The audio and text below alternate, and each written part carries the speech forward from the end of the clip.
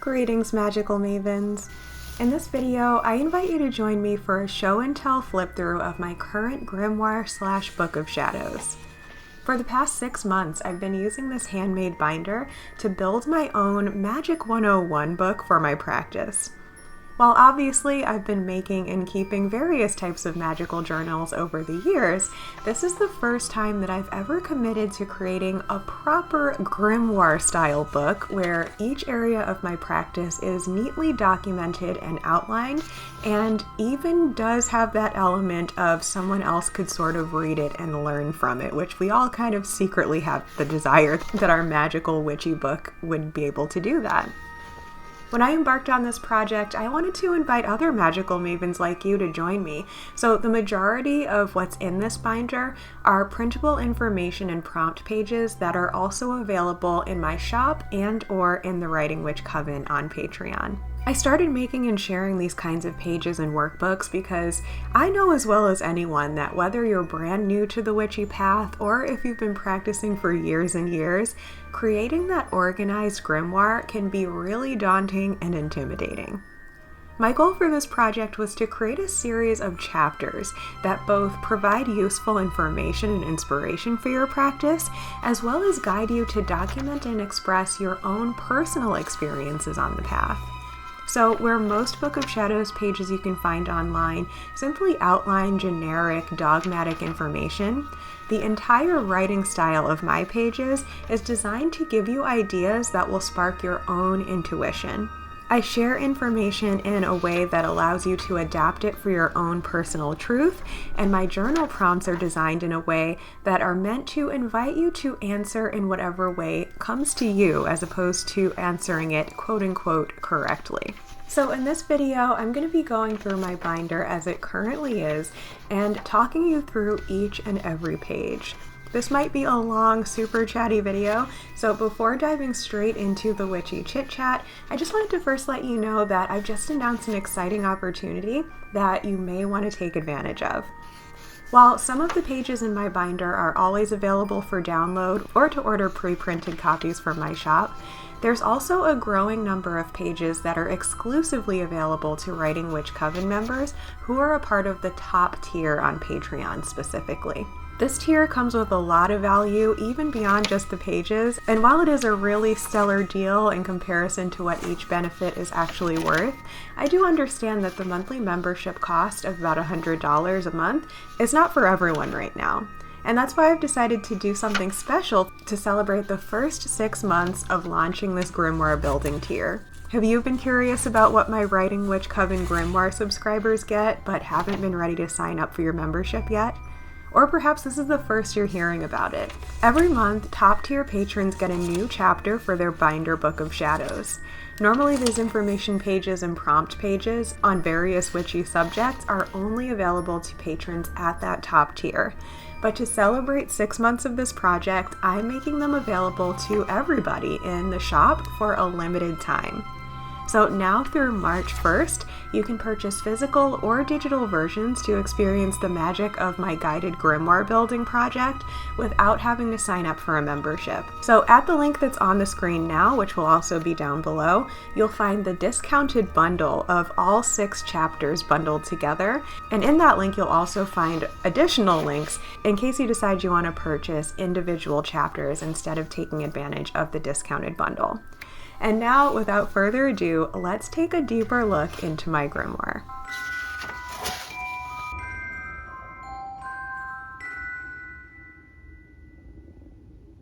Alright, so time for our chatty show and tell. I am going to attempt to not go into too much depth on every single page because we would be here literally all day, but I'm going to give myself permission to be the Gemini rising that I am and do some rambling here. So first things first, the first section that our Coven members get when they sign up for the Grimoire tier is this sort of blessing section for your Grimoire / Book of Shadows. Now, I also want to quickly say, One of the reasons why I'm going to keep saying Grimoire slash Book of Shadows, I know that some people think those are completely different things, which I totally get that, and I don't disagree with it, but I also don't fully agree with it. And that might just be because of the way my practice is. In my practice, I almost never have the intention of just laying dogmatic information out in any way, shape, or form. And even when I'm kind of doing that, like this journal is the most, like the closest to that I've ever gotten, there's still a lot in here that's just about documenting personal experience and the process of making the book. So for me, it kind of is a little bit of both. But it is more of that like grimoire where it's documenting sort of the official, I even been putting that in quotes, official information more so than just like rambling about your magical practice, but there is going to be some of both. Okay, now that that's out of the way, you get this section here. So when you are a member, I do make these pages custom for you with your name. And it just says, this belongs to Afura Nefertiti, a grimoire for documenting my magical practice and enchanting educational endeavors. Okay, so the next page is our grimoire dedication, and this is a poem that I wrote myself, and it says, I consecrate this sacred book to document my story, so I can revisit and take a look at all my magic and glory. Here I'll share my inspiration, my spells and heart's desires, my rituals and meditations and dreams to which I aspire. I vow to use each page to be honest with myself, to release myself from every cage and feed my mental health. By earth and air and water and fire, I bless this special tome, in alignment with my desire, my heart's bound paper home. I thought that was cute and clever. When I was a kid, I used to love writing poems in this sort of iambic pentameter mode, and people used to make so much fun of me, but now that I'm a witch, it really works well. So I finally came up with the use for that skill. So on the opposite page is just, again, a section to actually fill in yourself, my intentions for this book.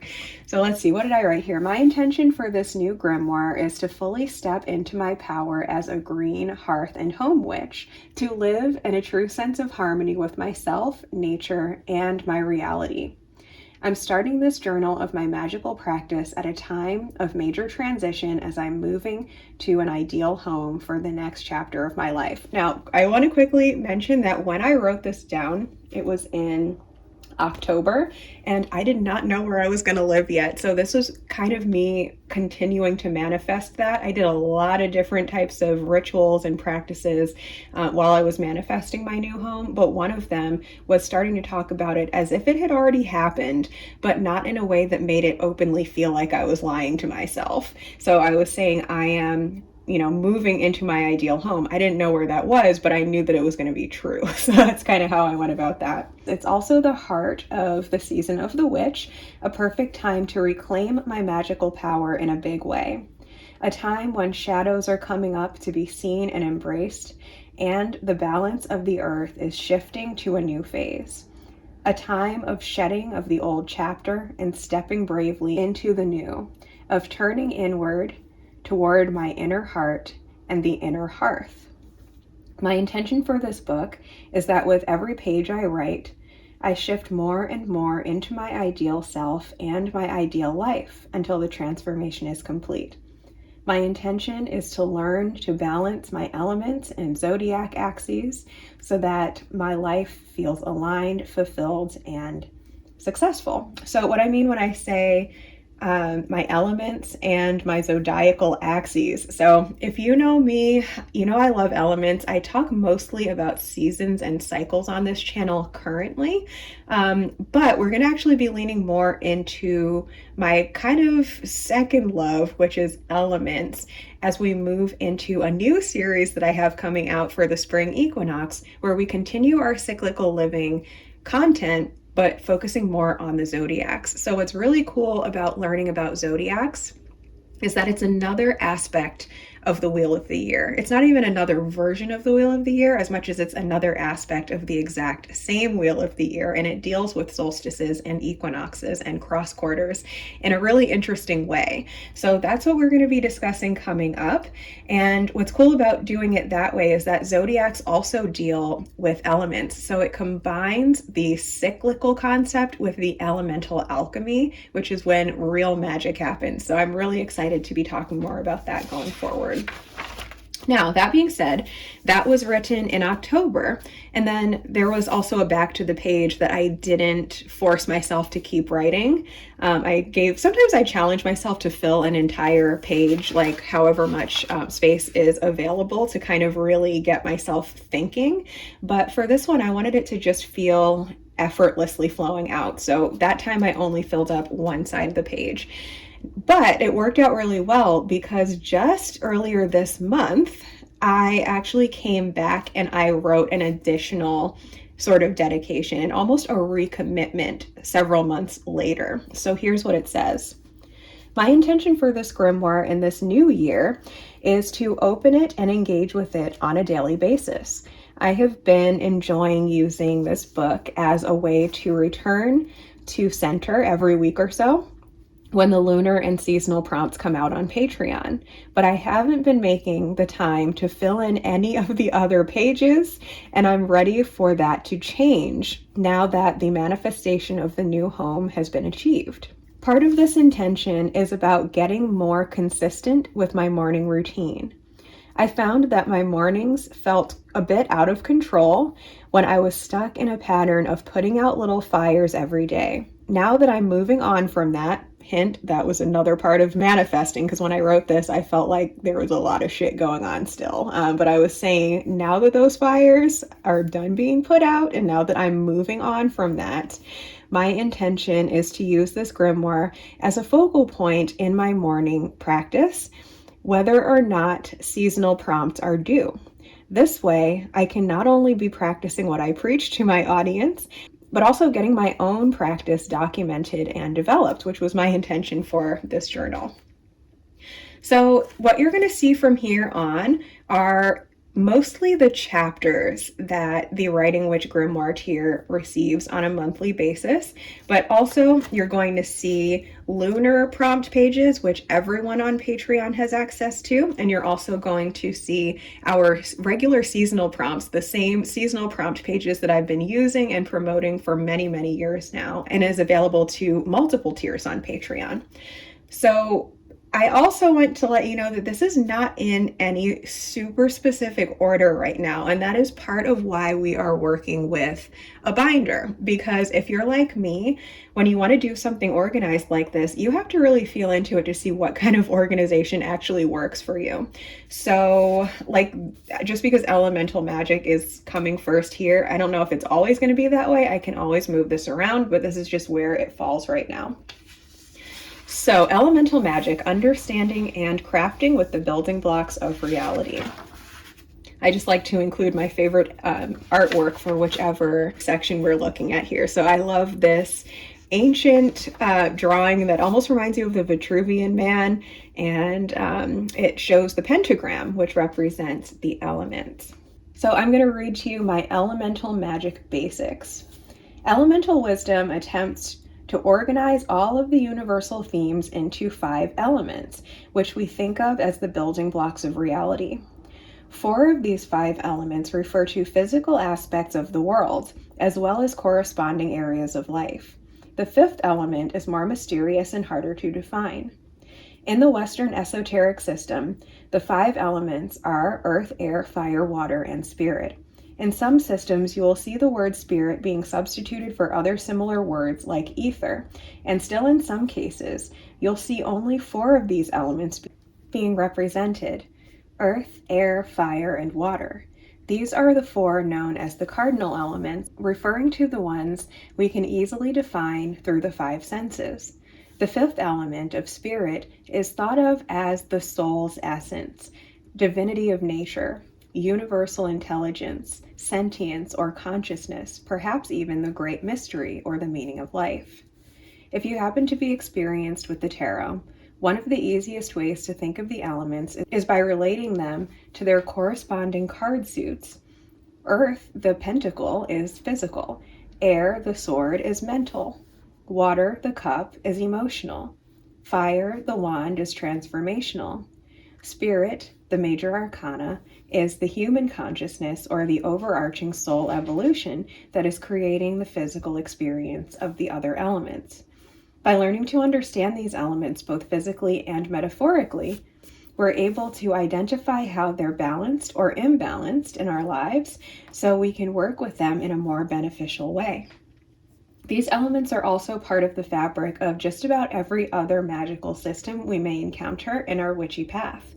For example, every zodiac sign is related to a cardinal element, and the unwritten understanding is that the whole of the universe, as well as human consciousness, makes up the overarching spirit.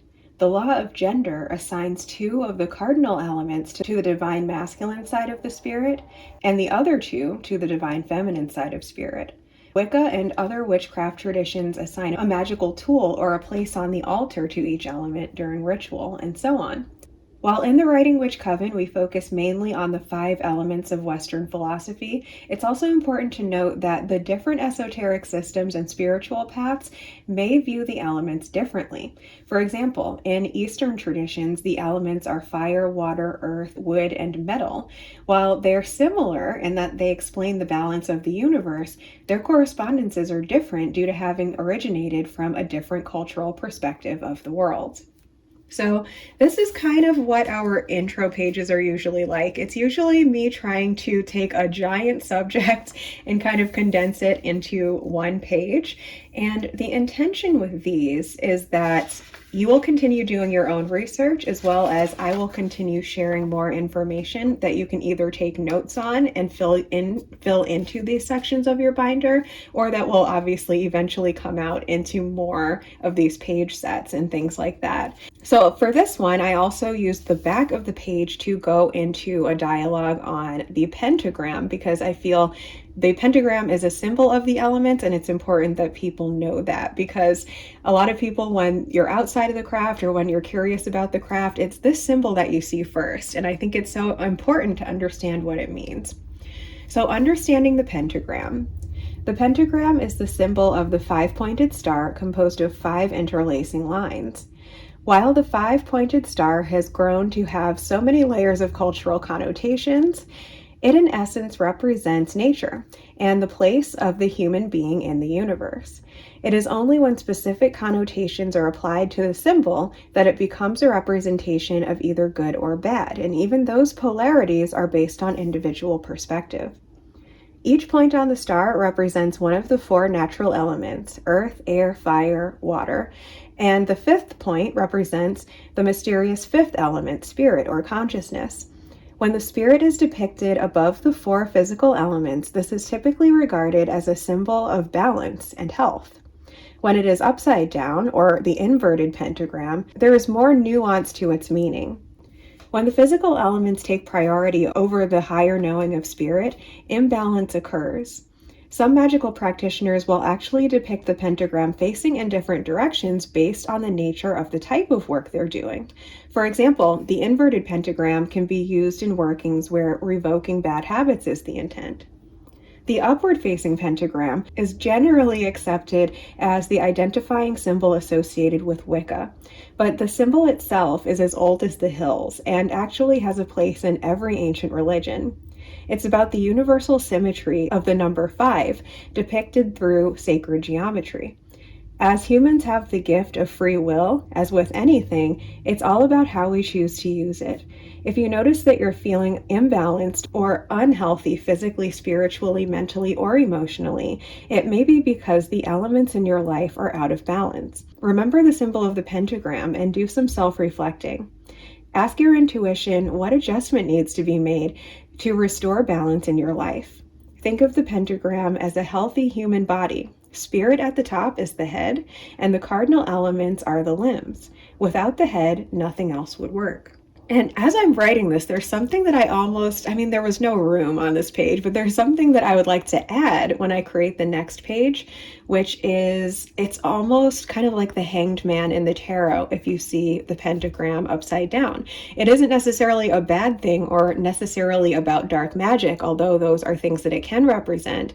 It can also just represent turning things on their head to see things from a different perspective, to create more balance when you flip yourself right side up again, kind of like in an inverting yoga pose or a headstand. So anyway, I'm rambling. Let's get back to what it says. In witchcraft, the pentagram is often used as a symbol to represent the completion of a spell.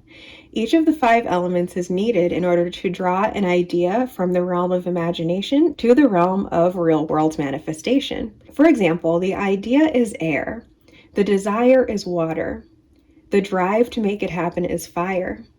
Gathering the tools needed to create the desired result is earth. And you, the master builder, are spirit.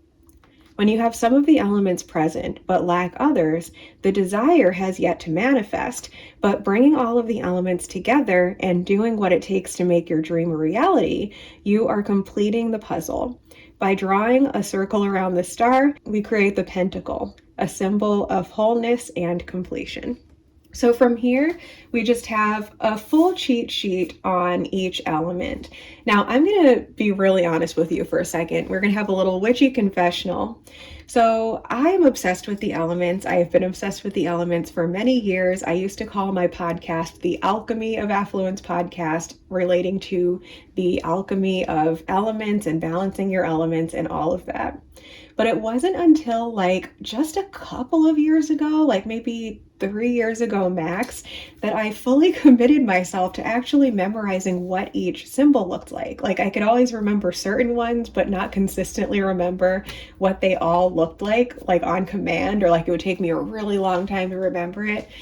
And I finally decided, when I make my quick reference page, even for someone who I consider myself very experienced with working with elements in my practice, I don't have everything about them memorized. And I would like to, not because it's necessary, but because I think it's fun. I like to learn things. I like to be knowledgeable. So that was one of my personal favorite things about this page. And I think each person probably has their thing like that. Maybe somebody remembers the glyph, but they have a harder time remembering which planets are associated with it. That's something that can be a little bit hard to remember if you're not super experienced with astrology, for example.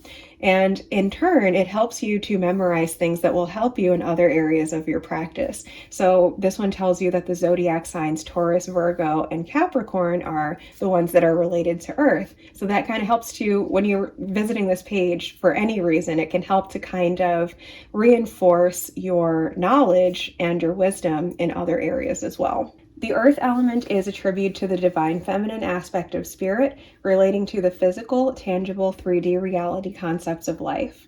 In a literal sense, it's represented by anything physical in nature, like rocks, trees, and physical bodies. In mysticism, it's said to rule over themes of physical health, money, food, clothing, shelter, and any resources that keep us feeling grounded, stable, and at home, having our practical needs met.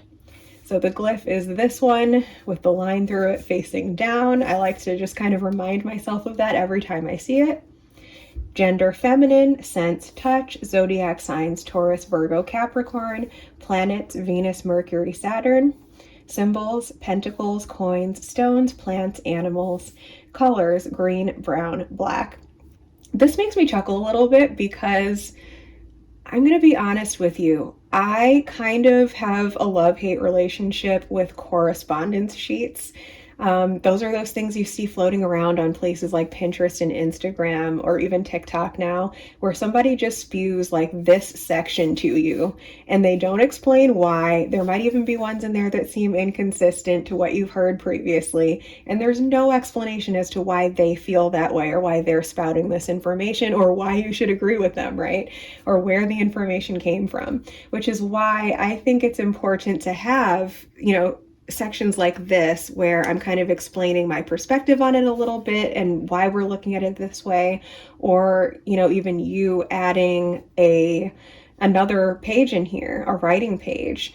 and just kind of jotting down your perspective on these things or other findings that you found or whatever it is. So the themes: stability, grounding, abundance, prosperity, health, physical pleasure, patience, ancestors, fertility, wealth, nature, animals, plants, food, resources, strength, healing, success, sturdiness, foundations, centeredness, consistency, and dependability.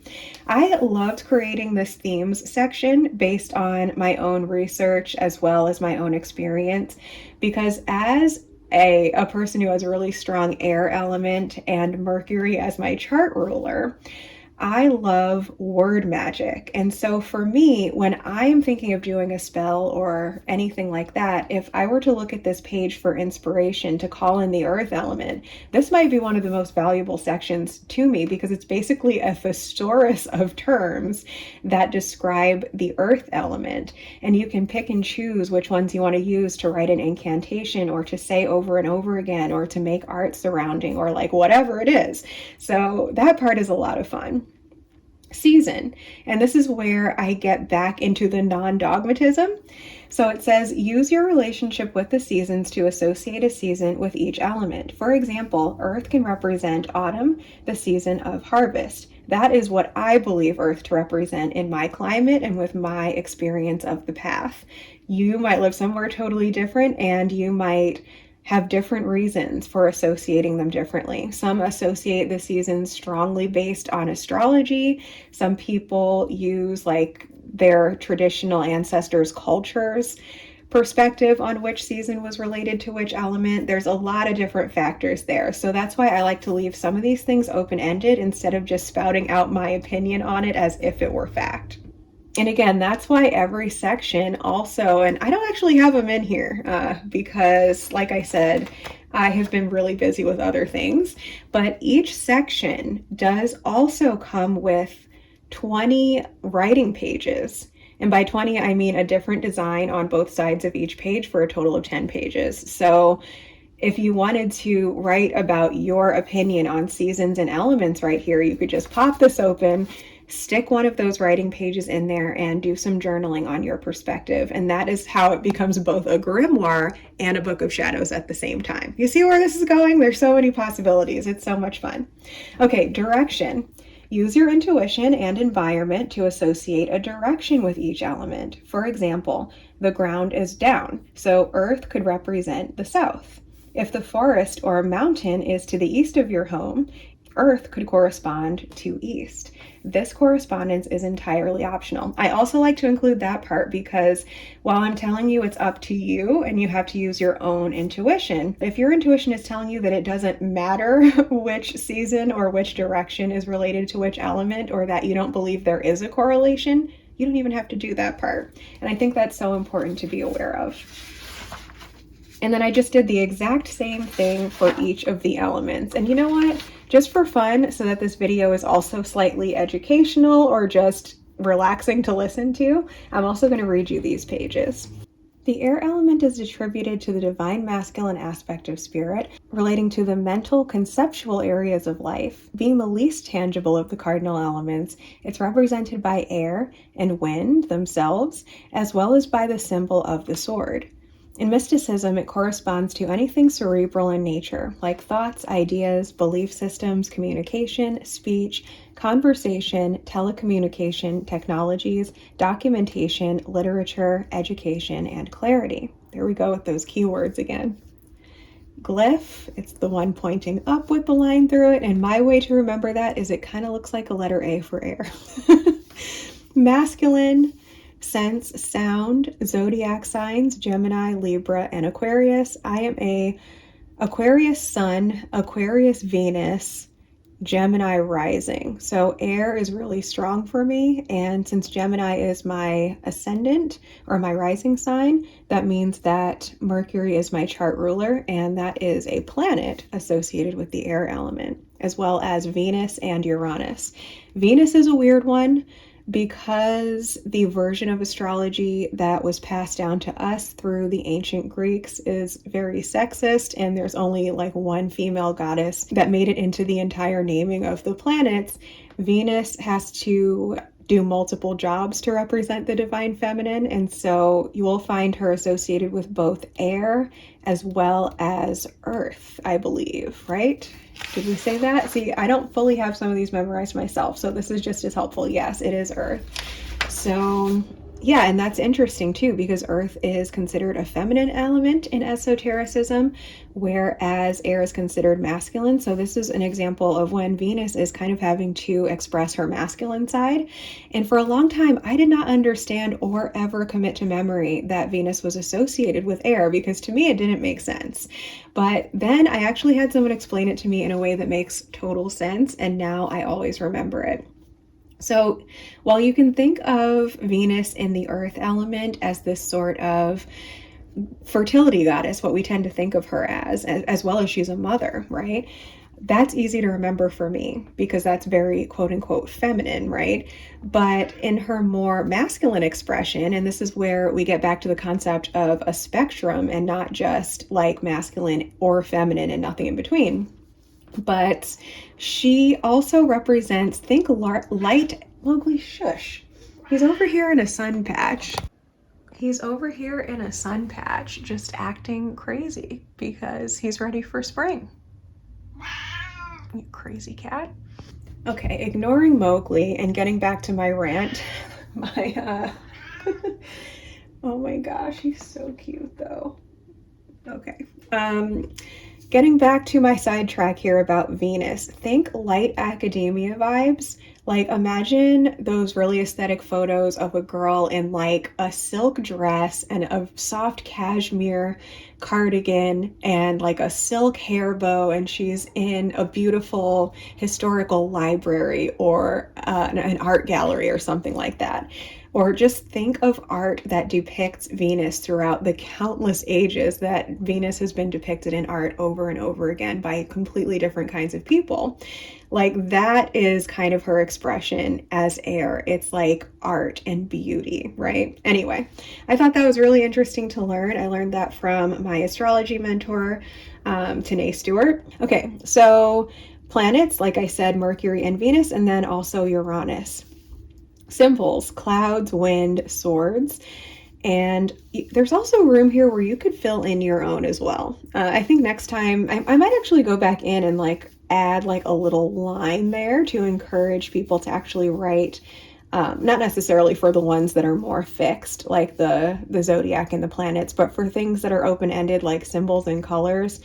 For your own practice, you could totally like write that in. But I wrote the ones that I work with as well as ones that I know other people tend to work with. White, gray, blue, yellow. Like I don't see yellow at all when I think of air, but some people do. And that's actually pretty standard for Wicca, I believe. So I decided to include that as well to show you that there's multiple options here.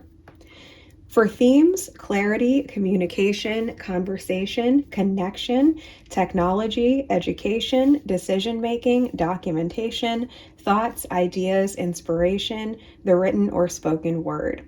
So again, if you were looking for a spell on any of these things and you wanted to know like, what should I even search for online for the type of spell? You could go to here and see like, okay, I'm having a communication issue. So that falls under the air element. So I can do some air magic, right? Again, for season, use your own relationship with the seasons to associate a season with each element. For example, air can represent winter, the season of cold wind. So that's the one that resonates with me. Direction, again, use your intuition, but my example was if the wind usually blows from the west, air can correspond to the direction of west. And moving on to water. The water element is attributed to the divine feminine aspect of spirit, relating to the emotional and feeling-based areas of life. In a literal sense, it's represented by water itself, as well as by the symbol of the cup or chalice. In mysticism, it corresponds to anything emotional in nature, like feelings, dreams, love, relationships, compassion, healing, nurturing, care of self and others, and the kind of intuition that comes from the realm of emotion. The glyph is the downward facing one. And you know what? I think there's a correlation here, right? The feminine ones are pointing down. I think I should probably write that in here somewhere. Like maybe, again, I'm getting ideas as I'm doing this, so I'm going to return to this video. This is going to be my little video diary of in the upcoming year, once we've gone through this cycle of 12 topics that we're getting filled into the journal, we're going to go back in and add depth to this. So I'm going to come back in with more ideas, more journal prompts for each of these at some point. So I'm really looking forward to that. And I'm going to use this video to remind myself of what ideas I'm having. But it would be really cool to have a page that kind of gives you like a cheat sheet of ways to remember things, because there's always correlations. So you'll notice that the elements that are considered feminine are a downward facing triangle. And then the ones that are considered masculine are the upward facing. I tend to, like I said, I think of A for air. And then for water, I tend to think of this as almost shaped like a chalice. See, like I didn't even do that intentionally, but there it is. And for fire, you can almost imagine, you know, like the upward pointing triangle on the flame of a candle. And for earth, I almost think of like the layers of crust. Like this is the seemingly flat part of the earth that we are standing on, and this is showing like the layers of earth underneath. That's a little bit abstract, but that's how I kind of remember them. And having them all in one place like this makes it really easy to do those comparisons and to figure out your way of remembering these things. So our glyph is this chalice looking guy. The gender is considered feminine. The sense is considered smell. The zodiac signs are Cancer, Scorpio, and Pisces. The planets are Moon, Pluto, and Neptune. Symbols are water drop, fish, cup, chalice. Colors are blue and teal. Themes: emotion, feeling, compassion, relationships, love, nurturing, self-care, and intuition. Seasons: you again use your intuition, but for example, water can represent spring, the season of rain. Direction, again, use your intuition, but for my example, if there is a large body of water to the north, you can correspond north with the element of water. Oh, and you'll notice that I tried to use sort of a different naming convention, I guess you could say, for each of the examples. So like for this one and for one of the other ones, we said like what is physically, you know, to that side of you on the map, right? But there's also more intuitive ways. Like I said that to me, when I point down, I see the earth, right? I'm looking down and standing down on the earth. So that's another way of going about that. And finally, fire. The fire element is attributed to the divine masculine aspect of spirit, relating to the passionate and forward-moving areas of life.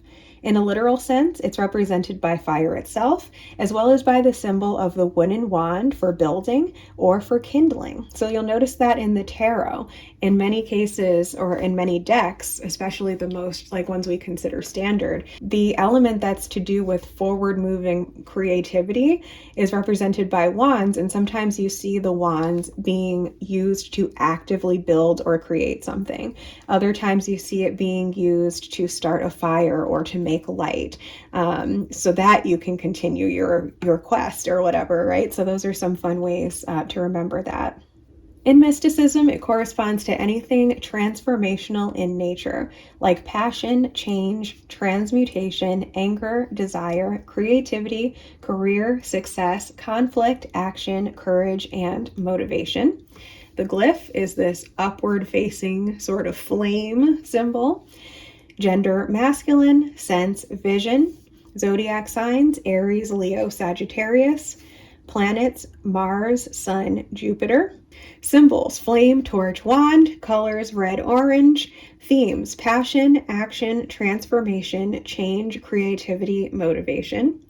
Season, use your relationship with the seasons intuitively, but the example is fire can represent the summer, the season of heat. Direction, use your intuition, but my example is the sun rises to the east, so you can correspond the direction of east with the element of fire. I'm excited to come back and add more to this one, both my own notes as well as things that will get turned into pages for the next round, because there is so much that you can do with your knowledge of the elements that can benefit you in your real life. So I'm really excited to be talking more about that in upcoming videos, as well as doing more like actual content like this. So this is getting into a section that we haven't done yet. This is going to be one of the upcoming ones very soon, actually. Now he's playing with cardboard. This is one of the upcoming sections that's going to be coming out in the next couple of months on divination, tools and practices for seeking answers from one's intuition. This is the one that just came out this month, and this one I'm so excited about because this is an area of my practice that I'm very excited about right now. Hearth and Home Magic, Cultivating Sacred Space in the Domestic Sphere. Domestic witchcraft, also known by many different names such as house witchcraft, cottage witchcraft, hearth witchcraft, home witchcraft, or my favorite, hearth and home magic, is simply the folk practice of bringing magical intent into everyday tasks around the house. To contrast to high magic, which typically involves much more elaborate rituals and tools, home magic is considered low magic, as it's the low-hanging fruit when it comes to accessibility on the magical path. Unlike many other forms of witchcraft, domestic witchcraft doesn't require any special tools, skills, knowledge, or social connections in order to be fulfilled and effective. While there are certainly many resources out there offering ideas, traditions, and methodology to inspire your cottage witch practice, there are really no rules or regulations when it comes to this type of path. With home and hearth witchcraft, we each have the ability to create our own forms of magic purely based on what resonates with us and feels most natural as we go along. In some cases, a domestic magical practice can include an element of ancestral magic in it. For example, your mother and grandmother passed some domestic skills, spells, rituals, or beliefs down to you. For many of us, our known ancestors may not have called themselves witches and may have practiced other more mainstream forms of religion, but yet they still had their own little bit of magic that they put into their cooking and homemaking. Whether that's a fun superstition about using a broom, favorite music your ancestor always played while cleaning, or a secret ingredient your family uses in a recipe. The broom one that I'm thinking of, and I don't even know, I'm going to have to ask my mom, but my mom used to tell a story about growing up in New York City where she knew a lot of people from a lot of different cultures, and somebody that she knew, she would like go over to their house for dinner, and as they were cleaning up after dinner, they would like, the girls would like try to sweep over each other's feet with a broom and say like, oh, if somebody sweeps over your feet with a broom, you'll never get married, or like every time someone was sweeping, people would all like lift their feet up or whatever. So I have no idea what that was about, but that's what I think of when I think of, like, those weren't people that would probably have called themselves witches. I believe they were Christian, but everybody has something like that or a story like that.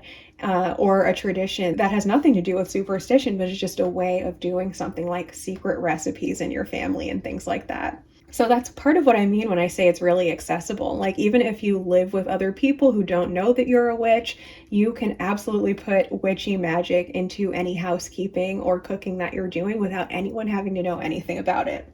But for most practices, it's really just about bringing your own sense of mindfulness to your domestic tasks and employing the use of magical thinking as you craft your own spells, rituals, and personal traditions.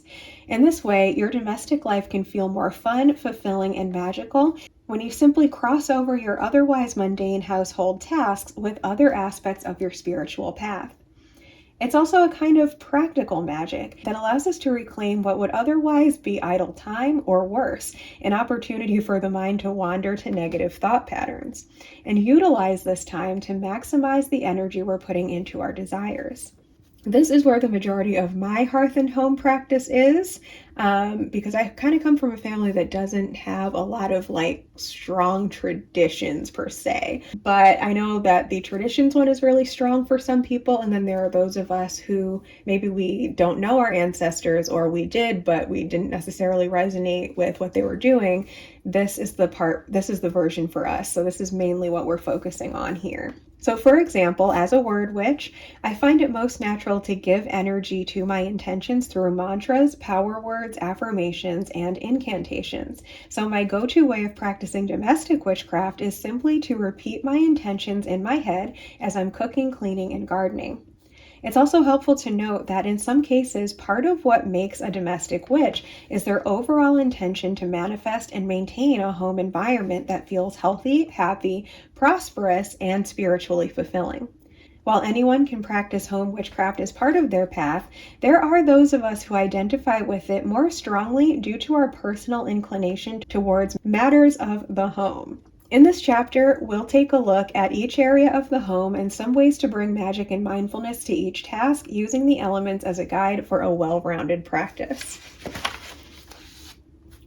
Kitchen witchcraft for each of the elements. See where we're going with this? We're taking a practice on the path and we're bringing it into both the seasonal cycles and the elemental mechanisms for a complete and wholesome practice. So kitchen witchcraft can include any practice that brings mindfulness or magical intent into your cooking.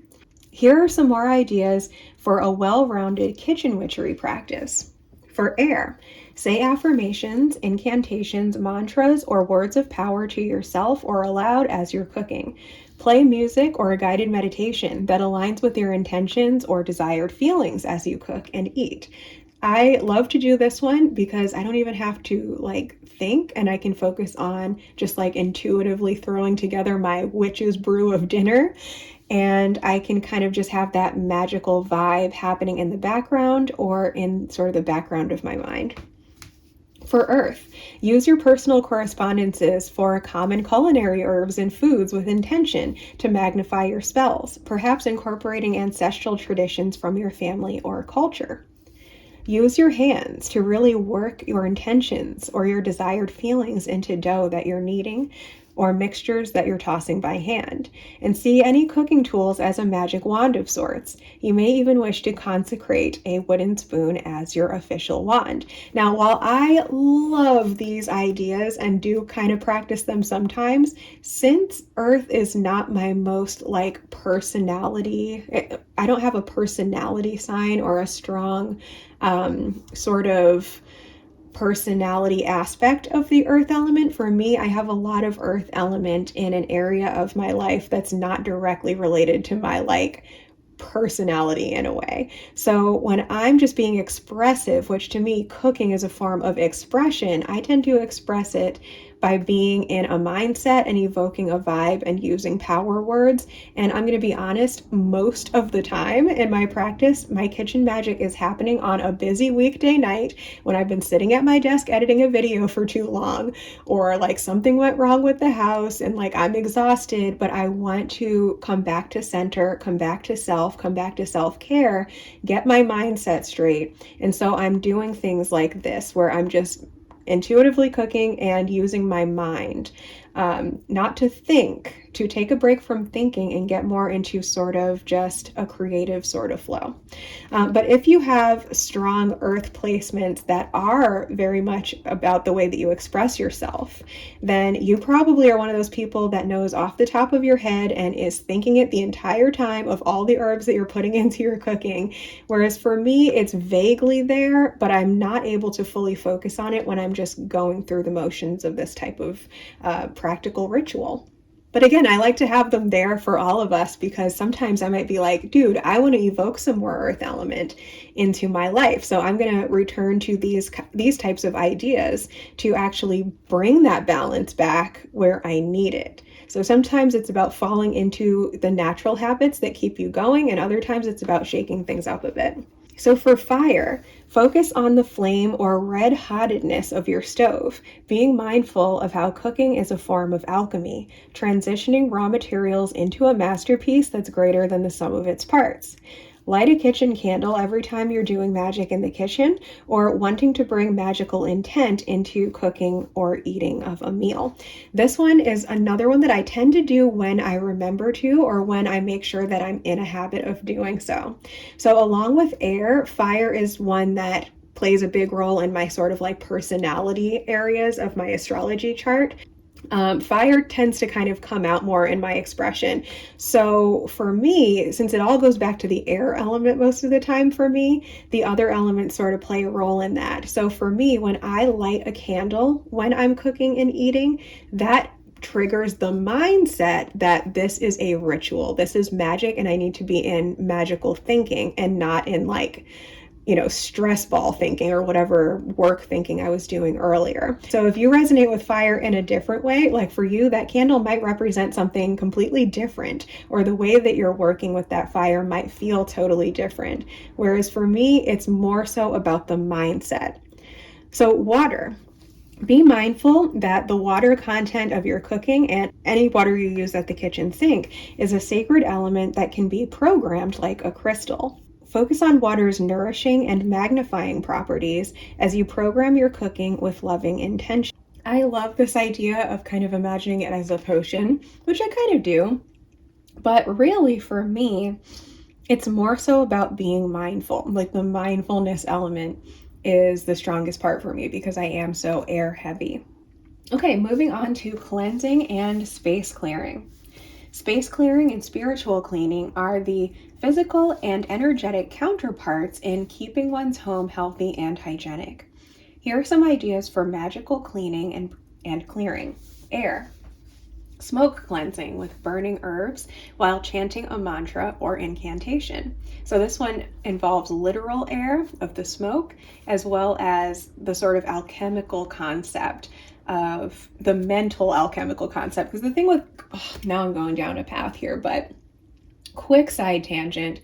Alchemy is originally a word that does describe crazy crackpot old wizards in the Middle Ages trying to turn lead into gold.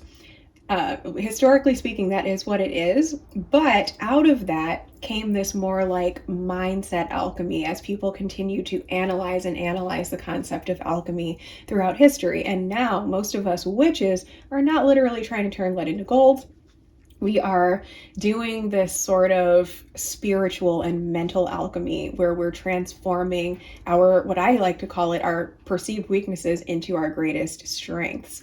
So side tangent over, but we combined both the literal and the alchemical principles in that particular practice.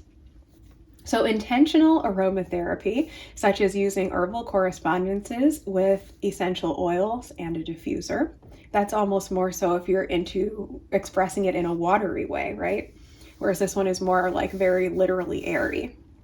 Sound clearing, either with bells, singing bowls, recordings, or even your own voice. Consecrate your broom as a wand or add bells to it for sound clearing as you sweep. I recently did this and I love it.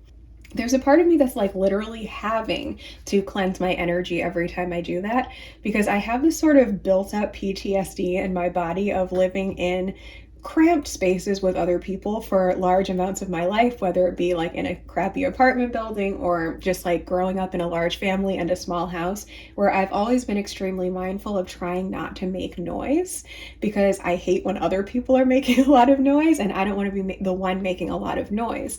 And so in this space where I do still have neighbors, I can't be like crazy loud, or I would prefer not to be, but sweeping with a bell on my broom kind of forces me to get out of my comfort zone of not making any noise. And that is like, I literally feel that negative energy and that stagnant energy of that old pattern releasing from me and allowing me to kind of take up my space in a more free-flowing and cleansing way, right? So for earth, keeping houseplants to evoke a sense of grounding and stability in the home. This is something I've always wanted to do a lot more of, and now I finally can because I finally live in a house that gets light in it. Hallelujah. Growing your own vegetables, herbs, and even ornamental plants as a way to ground and connect with nature. That's how I made this work with the earth element for the last few years, because it was easier for me to grow certain crops on my outdoor balcony in the summer than it was for me to keep many plants alive inside year round. But that is about to change because I'm about to be able to do so much with both of those two areas of my home. So keeping a well-stocked pantry and honoring the spirit of abundance with symbols of earthly prosperity like home canned or preserved foods, a corn doll, or grain displayed in glass jars. So these are some things I've actually done in videos with you guys in the past. Fire. Burn an intention candle while cleaning, or create a simmer pot or diffuse oils that evoke the fire element, such as cinnamon. Play motivating music and let your renovation projects and cleaning routine be a workout where you move your body, burn calories, and actively transform your space to better suit your intentions. Water.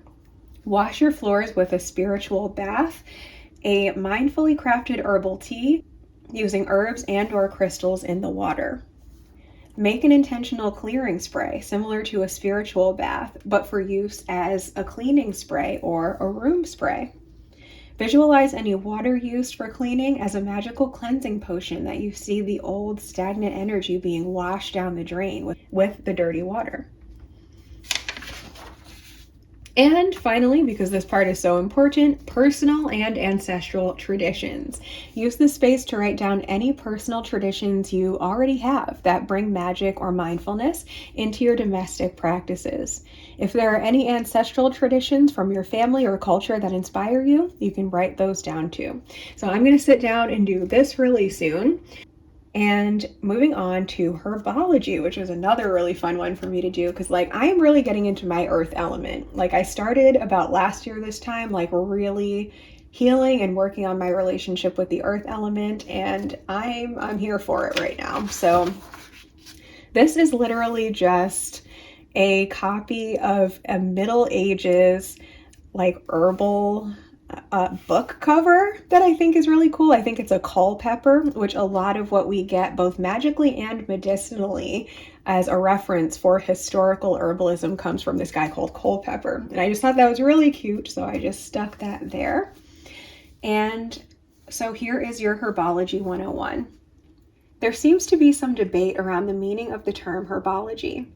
Some would define it as being synonymous with the term herbalism, but it would seem that the more likely case is that herbalism and herbal medicine fall into the larger category of herbology. The dictionary definition of herbology is the study or collecting of herbs, especially as a hobby. Another popularly accepted definition is the study of plants and plant lore. What distinguishes the general umbrella term of herbology from herbalism or herbal medicine is that herbalists tend to be primarily focused on plants that are edible or medicinal in nature, whereas herbologists and botanists are more likely to be broadly interested in plants, whether or not they fit into those categories. Because the word herbology isn't recognized by my word processing software, for a little story time in this paragraph, I, for the longest time, right up until the research phase for this publication, was unsure of whether it was even a real word, or if it was made up by J.K. Rowling for Harry Potter. As it turns out, according to the Oxford English Dictionary, the earliest known use for the noun herbology is in the 1890s. The Oxford English Dictionary's earliest evidence for herbology is from 1891 in the writing of S. Amir Ali. So for our purposes as green witches, I feel herbalism suits what we do well. While most of us are not expert trained or medicinal herbalists or professional botanists, we tend to have a general interest in studying, collecting, and sometimes consuming or making remedies from plants. As the dictionary says, especially as a hobby. If you're studying the medicinal aspect of plants, be careful to learn from multiple tried and true resources for health and safety purposes. While I don't aim to teach medicinal herbalism, I do dabble and take it into account as I build my own personal understanding of the physical and energetic properties of plants. And based on what we know about history, this has likely been the case for our ancestors. Before conventional medicine practices, medicine was typically a combination of magical and practical associations of plants. In the Writing Witch Coven, we'll be taking an open-ended approach where rather than teaching, I'm offering you intentions to explore your own green witchy herbology path to see where your own unique practice takes you. The intention for this chapter of your grimoire is ultimately for you to entirely fill it in with pages of notes on whatever plants call you based on which aspects of herbology speak to you naturally. But to lay some foundations for your herbology grimoire, I've provided some open-ended journaling pages where you can either do your own research and take notes or simply jot down your own personal connotations that come to mind for some of the most common plants. It's important to note that Just like any other modality, the correspondences for plants are not universal.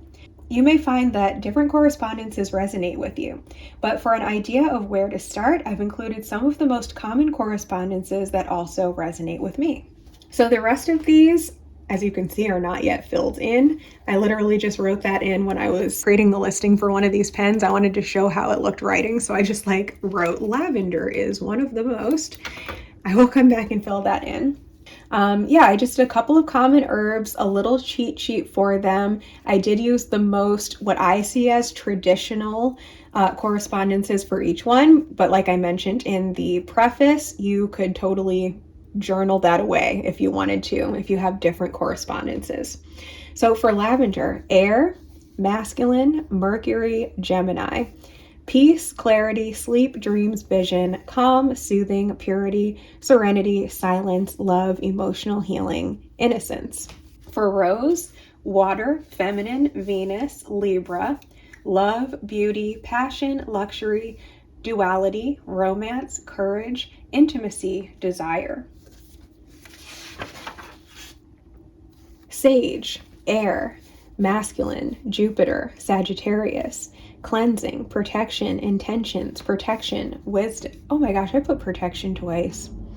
Wah, wah, wah, wah.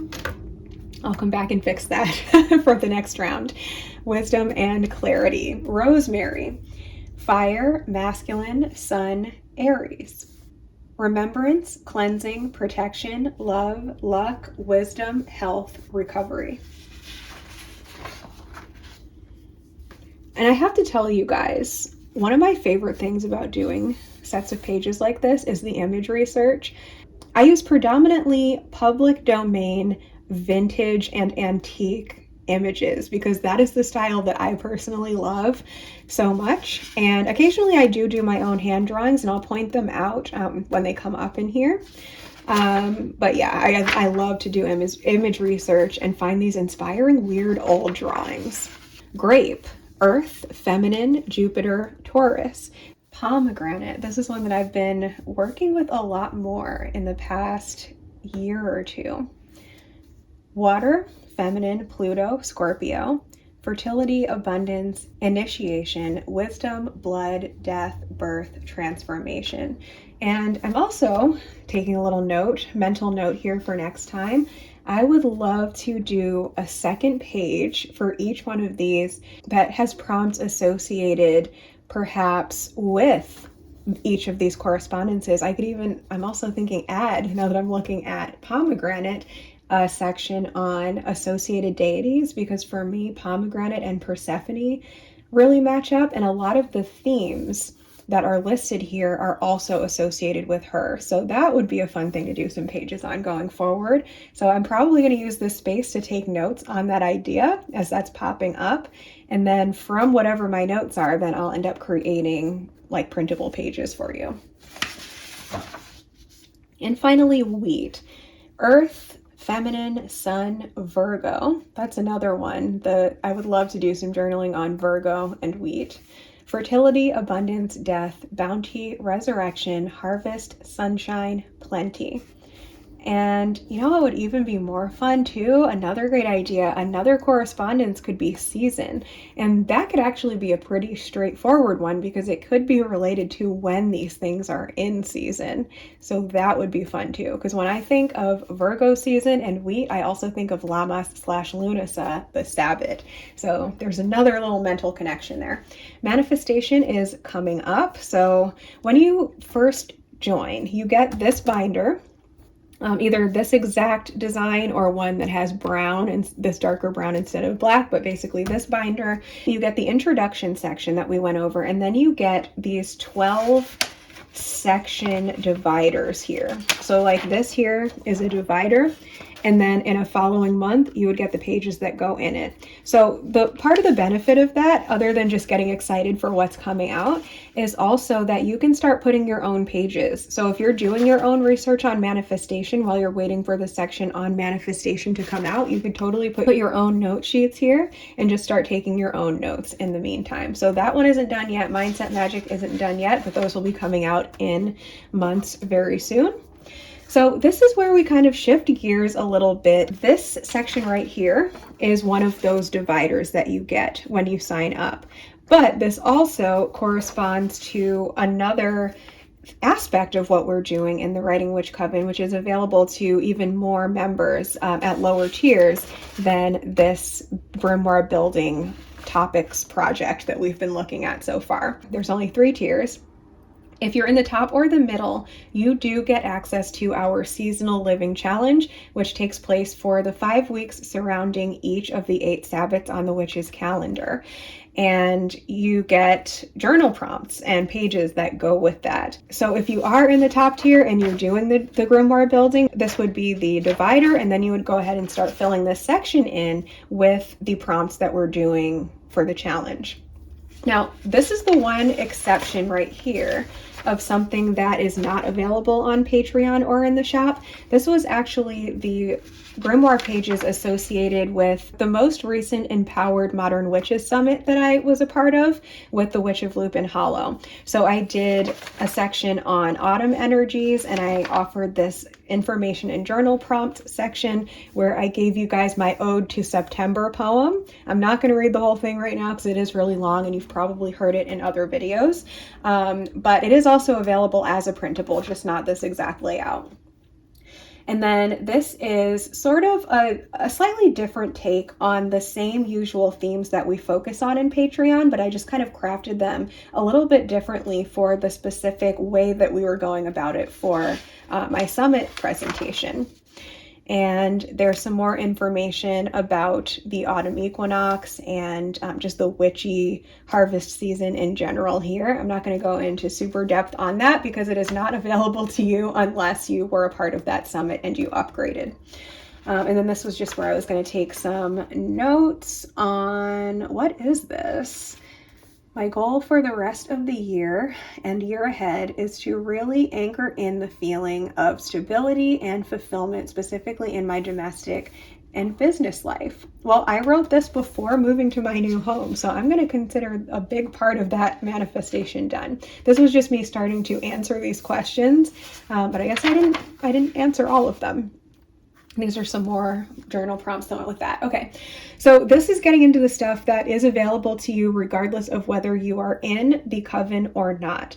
So these are my seasonal living pages, which I've been offering for several years now, both in the shop as well as in multiple tiers on Patreon. The benefit of being on Patreon at this tier is that you, first of all, you get lots of extra goodies in the mail every month, which is a lot of fun. But in addition to that, you also get the opportunity to share and discuss these prompts with myself and other magical mavens.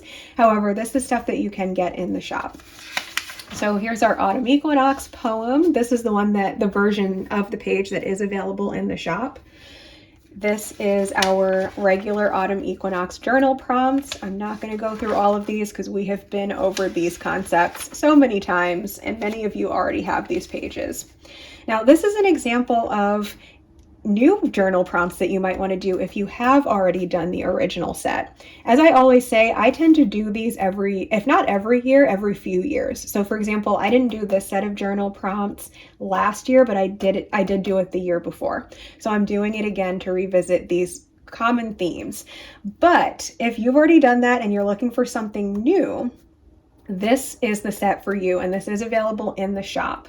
So this is where I associated seasons with elements, and it is very open about the fact that this is not the only way to pair seasons and elements, but it does give you a framework to work with if you have never done this before, or even if you have and you just want a fresh perspective on different ways that you can associate with the elements for the seasons.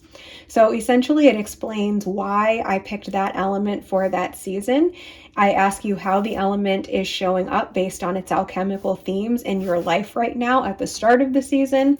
And then it goes into journal prompts that are on specific aspects of that element. And essentially this is like a self-development practice where you are able to revisit these really important themes of self-care and self-help every year or every couple of years, however often you decide to reprint these pages and do them again. So one of the themes is simplification, getting back to the basics, and it explains why simplification has to do with the earth element. So the theme of simplification evokes earth because it involves returning to our basic core values and building upon them. So again, I'm not going to go through all of these, but these are available in the shop for every one of the 8 Sabbats. Next was my November's Eve. Again, these are the regular ones that have been out for many years. I redid those this year. And then this was just an example of where I ran out of space and sometimes I only need that much space to finish a thought, but sometimes I go into a crazy ramble, and that's where you can just stick in any of the other pages that you receive with your membership. So this was actually from the Herbology section. This was one of the pages that came out for extra writing space. And since I happened to have that on hand that day and it was nearby, I guess I just decided to throw it in right there. I think I had extra time to journal that season and wanted to journal more, so I did one of the elementals, but then I didn't continue doing them because I didn't have time, and that's okay. So I just went back to my commitment of doing the regular ones for the winter solstice. Now, this is something fun and new that came out in the shop during the holiday season. I am slowly writing what's going to be a book on the seasons, and I thought it would be fun to actually make this available as a printable in the shop during the holiday season. And it is still available, even though, we're not in that season right now, but I think this might only be available in the shop for a limited time. So if this is something you're interested in, definitely check it out. But essentially it goes into further depth on those themes that we normally do journal prompts on. And it talks about other themes that are important for this time of the year and how to embody them. Obviously, there's always room to write your own thoughts on these prompts, and room to set your intentions. Where did the holidays come from? This is where I got to nerd out with some history and some art history research.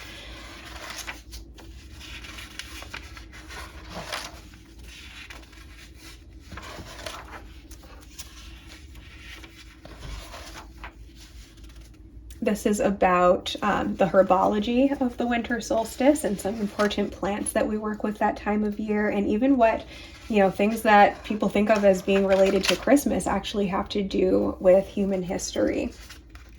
This is a little article on my personal story of reclaiming the magic of the winter holiday season after feeling that it kind of wasn't the most empowering season for me during a phase of my life. For some inspiration there. This is an example, a currently rare but hopefully becoming less and less rare example of a hand-drawn illustration.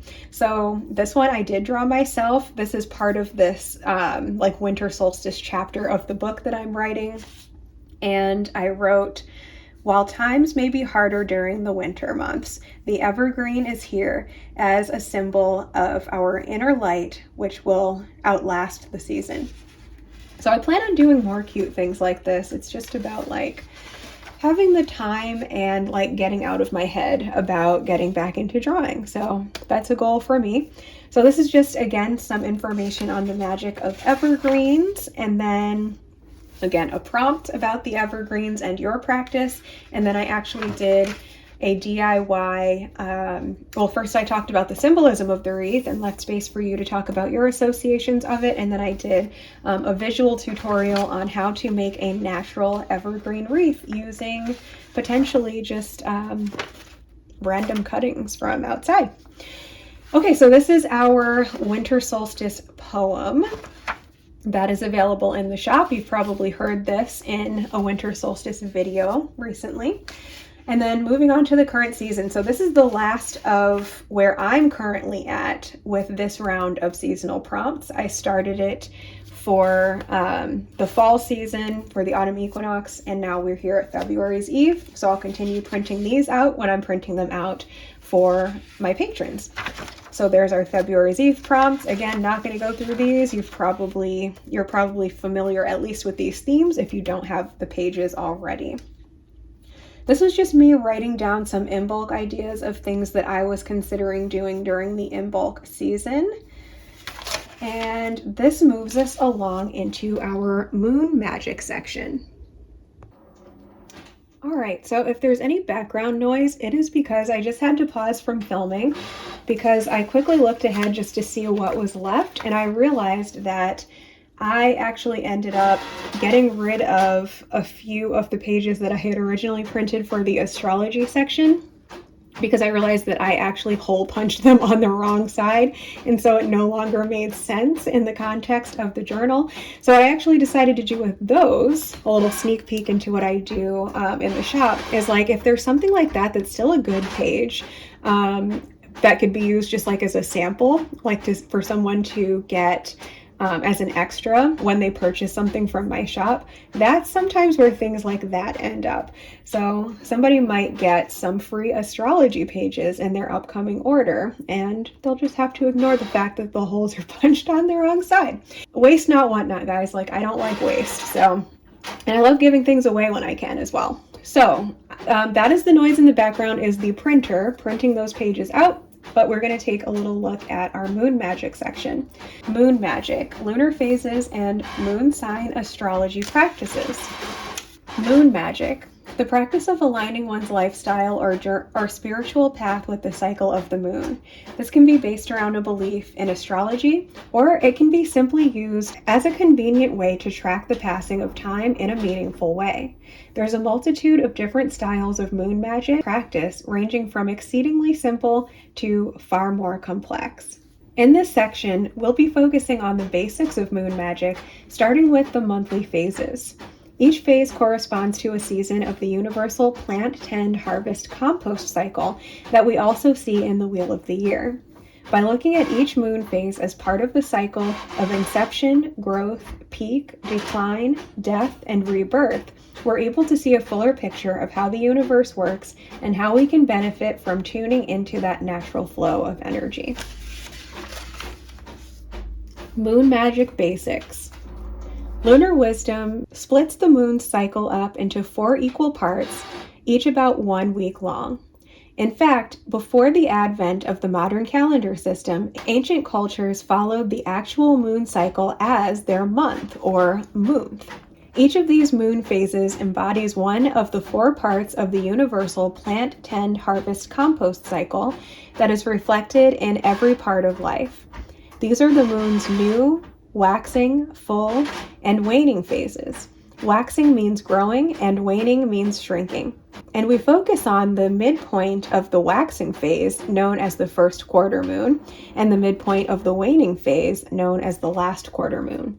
It's important to note that you may sometimes see the moon's cycle shown as having 5 phases rather than just 4. This is not so much an astrological fact, but more so a preference of some spiritual practitioners to add a distinguishing title to the name when no part of the moon is yet visible in the sky. This is often called the dark moon. But in astrology, both the darkest night and the very beginning of the moon's reappearance are considered the new moon phase.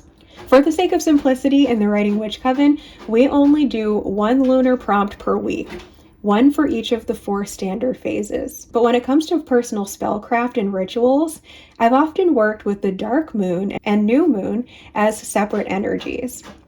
It can be really powerful to embrace the darkest night of the month as a sort of void between 2 cycles, a time between times. This can be a great day to do a spell that combines releasing the old and calling in the new at the same time. This can be especially helpful when you haven't had the time or focus throughout the month to really take each phase into action. The dark moon is a time to reflect on the cycle past and tap into your desires for the phase ahead. To take lunar wisdom a step further, we can also pay attention to the moon's astrological sign during each of the 4 phases. The moon cycles through all 12 of the zodiac signs throughout the month, and when we pair the energy of the phase with the energy of the sign, we have the ability to tap deeper into what the universe is inviting us to focus on along our path. Interestingly, the 4 phases of each moon cycle are a complete set of types of zodiac signs, creating a theme for the whole year. For example, one moon cycle will have its new, first quarter, full, and last quarter phases in cardinal zodiac signs, 1 sign for each element representing the energy of beginnings. Then the next moon cycle will have its 4 main phases in fixed signs, one sign for each element representing peak energy. And then in its next cycle, the moon's 4 main phases will be in the mutable signs, one sign from each element representing transformation. This way, we're able to experience all of the wisdom of every aspect of life through our lunar practice, and get to see how magical it is that everything in the universe fits together into a pattern of wholeness and completion. New moon. The new moon is when the first sliver of light appears after the dark moon. This is a time of new beginnings. It's a great time to set intentions for the month to come. As the light of the moon begins to grow, we can gradually nurse our intention into tangible reality. It's wonderful if you can carve out the time to do your new moon ritual or journaling practice on the first official day of the new moon. But if that's not possible, feel free to do this intention setting practice at any time during the first week of the moon cycle. You can tell the moon is in its newish phase by seeing that it is still in a distinct crescent shape, facing towards the left where I live, but I believe that is actually different depending on where you live. So come to find out, the traditional moon phase symbol is actually kind of like I think it's northern hemisphere bias, is it not? Because one time I was in South America and the moon was like this. So I don't know. I'm going to need to learn more about that. Like that just popped into my head right now. Anyway, new moons and fire signs are great for setting intentions around themes of creativity, transformation, passion, motion, and action. New moons and air signs are great for setting intentions around themes of mindset, clarity, communication, technology, and connection with others. New moons in the earth signs are great for setting intentions around themes of comfort, stability, practicality, physical, and financial health. New moons in water signs are great for setting intentions around themes of love, compassion, healing, intuition, and spirituality. First quarter moon. The moon waxes for 2 weeks, but in the second week, once that first half of the moon's face is lit up, we are no longer in the new moon phase. The first quarter is not always recognized as an official Esbat, which is lunar ritual holiday, but it can be a great time to check in with yourself to see how your intentions are shaping up and take inspired action on them. Keyword here being inspired action for waxing moon. If you find yourself in a first quarter moon and you still haven't done your intention setting yet, feel free to set them now or skip the intention setting and simply take this as an opportunity to observe. We grow in lunar patterns whether we're tracking them or not. Have a look at what is already naturally taking form in your life and begin to track its development as the month goes on. First quarter moons and fire signs are great for taking action by embodying themes of creativity, transformation, passion, motion, and action. First quarter moons and air signs are great for taking action by embodying themes of mindset, clarity, communication, technology, and connection with others. First quarter moons in earth signs are great for taking action to embody themes of comfort, stability, practicality, physical and financial health. And first quarter moons in water signs are great for taking action to embody themes of love, compassion, healing, intuition, and spirituality. Full moon. The full moon is the brightest and most lively part of the lunar cycle. This is a time to celebrate any progress you've made in your intention work, or even just to be thankful for any positive developments in your life. Many creatures feel more energetic and more awake during this phase, so it can be a great time to have a social gathering and celebrate togetherness. This can also be a time of heightened emotions and impulses, so just be conscious of how you're directing your excess energy during this time. Again, if you can't celebrate on the exact day of the full moon, feel free to acknowledge it within the first few days before or after. When the moon is full, or mostly full, you'll probably easily be able to see and feel it. Feel free to celebrate as your intuition calls you to do. Full moons and fire signs are great times for celebrating how you've embodied themes of creativity, transformation, passion, motion, and action. Full moons and air signs are great for celebrating how you've embodied themes of mindset, clarity, communication, technology, and connection with others. Full moons and earth signs are great for celebrating how you've embodied themes of comfort, stability, practicality, physical, and financial health. Moons in the water signs are great for celebrating how you've embodied themes of love, compassion, healing, intuition, and spirituality. So you see how the prompts are different? For the first quarter moon, it's about how can you take action in alignment with the element of the zodiac sign that it falls into. Whereas for the full moon, it's about celebrating what you've already experienced or already created. So throughout this cycle, you get to both create, pause and celebrate, release, and so on. Last quarter moon. The waning moon phase is an extremely important one for personal development and magic, but it's not typically celebrated as a particular SBAT. As we discussed with the first quarter, the time around the last quarter is a great time to check in and make the necessary shift into the next phase of the cycle. The waning moon is all about cleansing. As the light begins to fade away, we can focus our intention on releasing any habits, beliefs, or things in our lives that are no longer serving our highest expansion. This is one of the most vital parts of our lunar wisdom, doing some shadow work, banishment rituals, and shedding away of physical, mental, or emotional baggage that we don't want to carry forward with us into the next cycle. Last quarter moons and fire signs are great for releasing anything that inhibits our creativity, transformation, passion, motion, and action. Last quarter moons and air signs are great for releasing anything that inhibits our mindset, clarity, communication, technology, and connection with others. Last quarter moons and earth signs are great for releasing anything that inhibits our comfort, stability, practicality, physical, and financial health. Last quarter moons and water signs are great for releasing anything that inhibits our love, compassion, healing, intuition, and spirituality.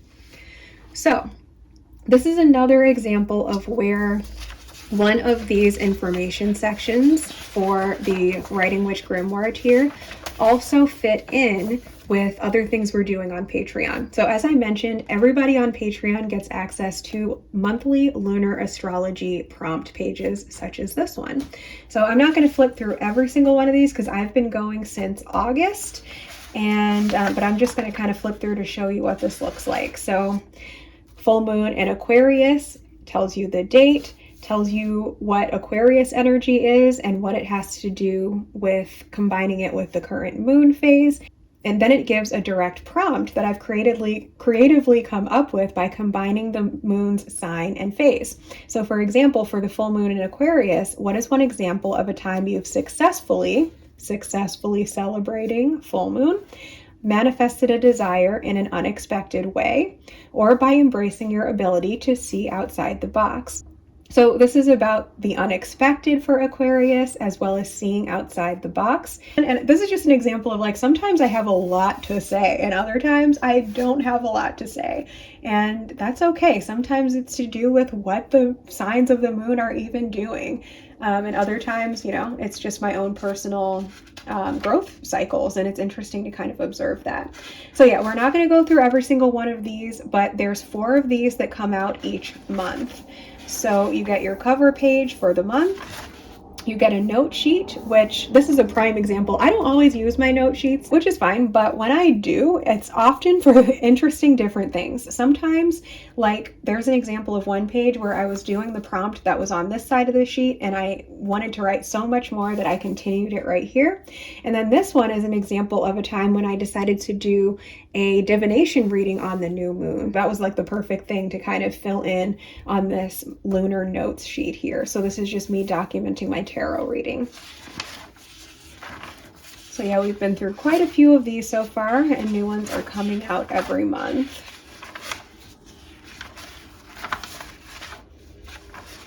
Another really great thing about this practice here is that it really gets you up close and personal with the way that the moon and astrological cycles work, because like, again, even me, like I'm still learning this stuff. So like I have enough knowledge and information now that I feel comfortable creating this system and these prompts.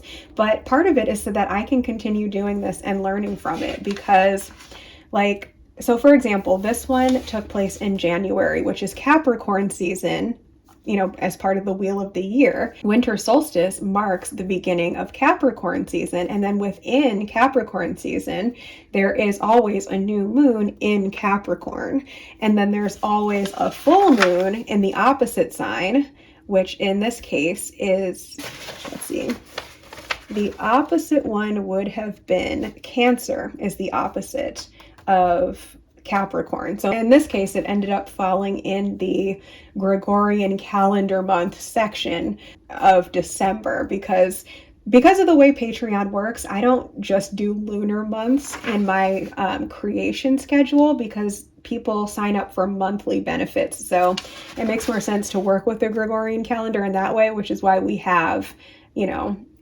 December, January, February, etc., as opposed to just like purely going off of the moon cycle itself. So, one of those modern muggle things that we kind of have to work into our witchy practices sometimes, which is fine.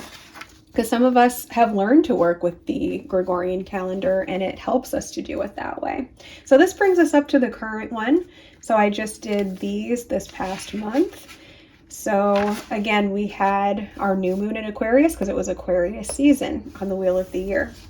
And then we had, I guess it always is the one before is the opposite one. So yeah, the full moon before that new moon in Aquarius was the full moon in Leo because it's in the opposite. So there we go. I did go ahead and print out the rest of these for myself for the rest of the year. Patrons do get these on a monthly basis. And let's go ahead and skip ahead to our astrology section.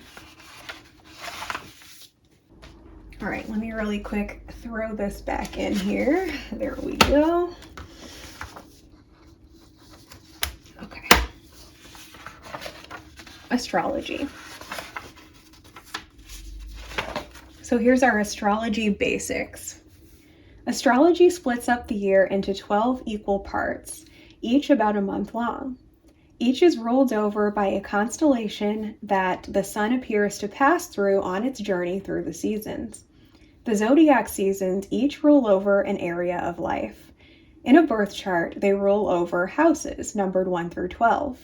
It isn't necessary to understand birth charts or houses when first getting started with the seasonal living approach to astrology, but it is helpful to know what house each sign rules over, as it helps us to remember the order of the signs. It's also important to note that there are many different ways to interpret and study astrology, including various different house systems.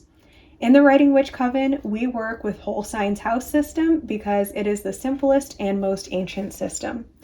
The zodiac signs are also ruled over by elements. There are 4 elements: earth, air, fire, and water, and 12 signs.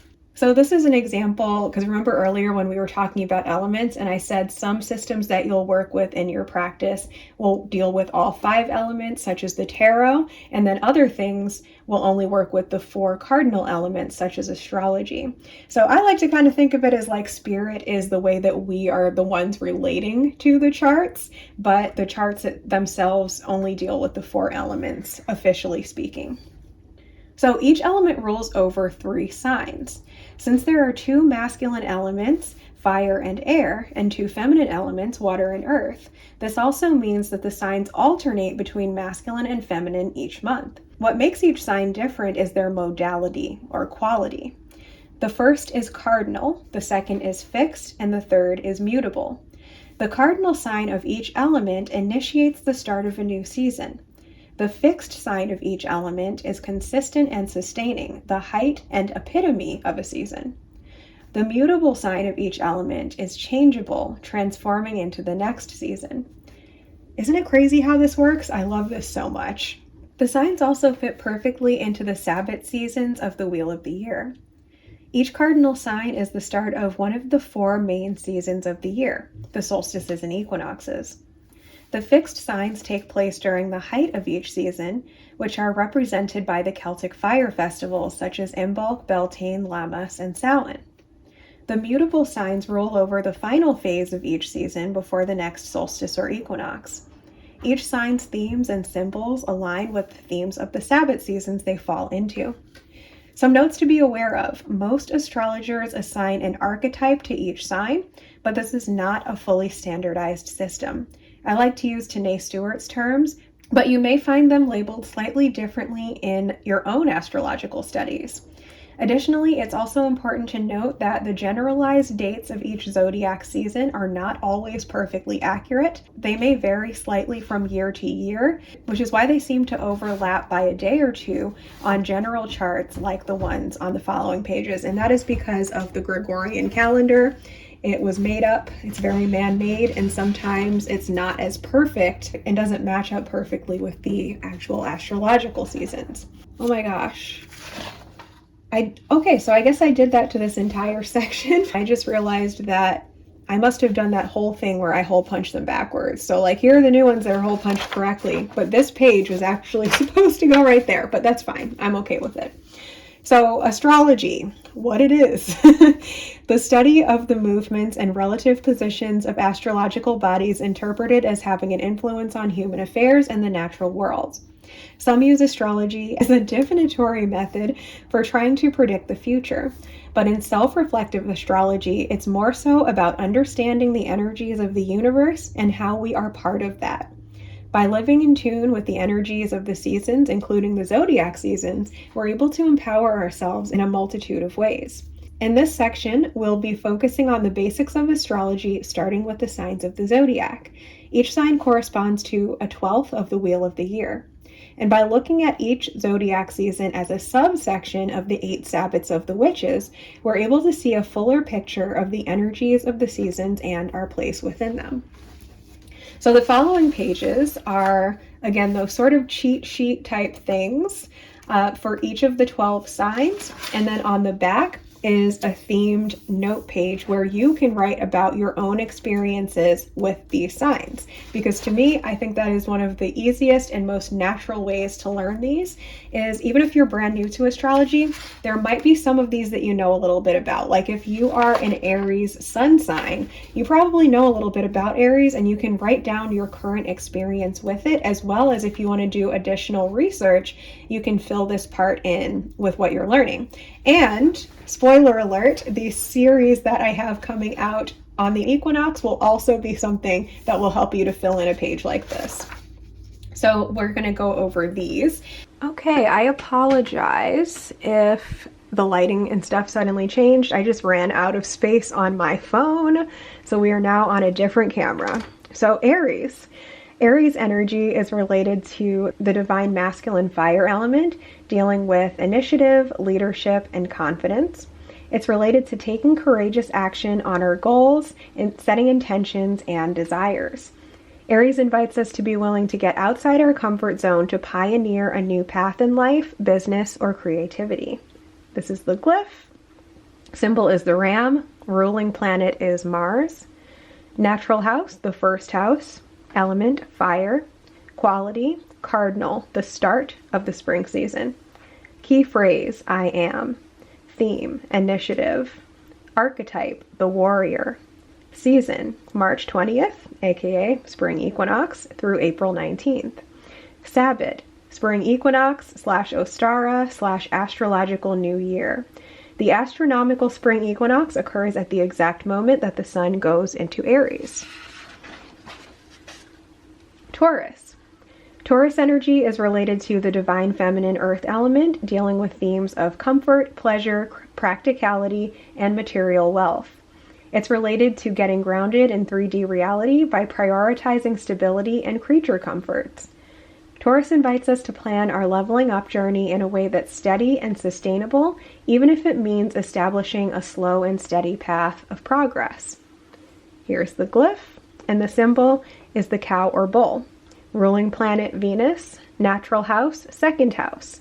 Element earth. Quality fixed, the height of the spring season. Key phrase, I have. Theme, stability. Archetype, the goddess. Season, April 19th to May 20th. Beltane is the Sabbath that goes with it. And Beltane, which takes place around the first week of May, actually falls smack dab in the center of the start and end of Taurus season. So it's basically the height of Taurus season. Gemini. Gemini energy is related to the divine masculine air element, dealing with themes of curiosity, versatility, communication, and fun. It's related to thoughts, ideas, and word magic. Gemini invites us to get curious about what's possible and update our communications with self and others to playfully spark new inspiration. Glyph, symbol, the twins or partners. Ruling planet, Mercury. Natural house, third house. Element, air. Quality, mutable, the end of the spring season. Key phrase, I think. Theme, versatility. Archetype, the magician. Season, May 20th to June 21st. Sabbat, the summer solstice / Litha, occurs at the exact moment when Gemini season ends, marking the end of spring and the beginning of summer. Cancer. Cancerian energy is related to the divine feminine water element, dealing with feelings and receptivity. It's also protective, so that coziness and comfort are kept safe. Cancer energy is the kind of intuitiveness that's related to emotions, emotionally sensing what's needed and what to do to nurture oneself and others. So it shows the glyph, and the symbol is the crab. The ruling planet is Neptune. The natural house is the fourth house. The element is water. The quality is cardinal, the beginning of the summer season. The key phrase is I feel. The theme is receptive. The archetype is the mother. Season, June 21st, the summer solstice, to July 22nd. The summer solstice occurs at the exact moment when the sun enters Cancer, marking the start of summer. Leo. Leo energy is related to the divine masculine fire element, dealing with generosity, creativity, and warm-heartedness. Leo is the sign of ego identity, and it's about recognizing one's own self-worth, talents, and competence. Glyph, symbol the lion. Ruling luminary, the sun. Natural house, the fifth house. Element, fire. Quality, fixed, the height of the summer season. Key phrase, I will. Theme, illumination. Archetype, the sovereign. Season, July 21st to August 22nd. Sabbat, Lammas / Lunasa / August's Eve, occurs at the midpoint of Leo season, marking the height of summer. Virgo. Ooh, I messed that up. Oh my gosh, did I actually mess this whole one up? Oh my gosh, I messed this whole one up. All right, I am going to need to fix that. Guess I'm glad I did this. No one said anything about this, guys. If I mess something up and you're in the coven, you can absolutely let me know. So I was obviously working off of a template and it didn't save. So yeah, I'm gonna fix that. And by the way, when I say I'm gonna fix that, people who are in the coven will get access to the updated version when I do that. So the way it works is when you sign up, you first get that introduction section from the very beginning of the book, and then you start receiving physical copies in the mail of whichever section is currently coming out, but you always have access to the printable files of everything that has come out since the very beginning of the program. So for example, if you sign up now, you won't necessarily get physical copies in the mail of any of the things that you've seen in here besides the seasonal ones as they're continuing to come out. But you always have access to these things to print out yourself. So yeah, so just to give you an idea of what this would say, this is an opportunity to go back and look at one of our prompts. So let's just find a prompt that has to do with Virgo energy, and that will have very similar information. Here we go. Okay, so this is the first quarter moon in Virgo from June. And so Virgo energy is related to the divine feminine earth element, dealing with sustainability, joy, and meaningful work, and seeing things through from sowing to harvest. The sign is detail-oriented, having discernment between what is and isn't healthy and worthwhile. So that's what would be written on the other page where I accidentally didn't save editing that section. But this is a good opportunity to kind of show you, like, even if you're just in a tier that gets the lunar prompt, you still get the practice of learning the themes of the signs. So when it is a moon sign in one of the signs, it'll give you that same basic information about the sign before asking you the prompt. So it helps you to kind of reinforce that. So I love this for that, because like you have your cheat sheet that you can quickly reference without having to flip through the lunar ones. But there are also a few different times a year when you will come into contact with a prompt that is about each sign, and it's another opportunity to anchor in that information as you're learning astrology. So yeah, my bad on that. We'll fix that, but that's what it would say. And then I did update this start. So the glyph, the symbol is the Virgin. The ruling luminary is Mercury. Mercury rules a few different ones. So that's interesting to kind of learn more about these planets that do double duty by kind of combining the energies of the two signs that they roll over. So that's an interesting thing that I've been learning along the way. Natural house is the 6th house. Element is earth. Quality is mutable, the end of the summer season. The key phrase is I analyze. The theme is discernment. The archetype is the priestess. The season is August 22nd to September 22nd.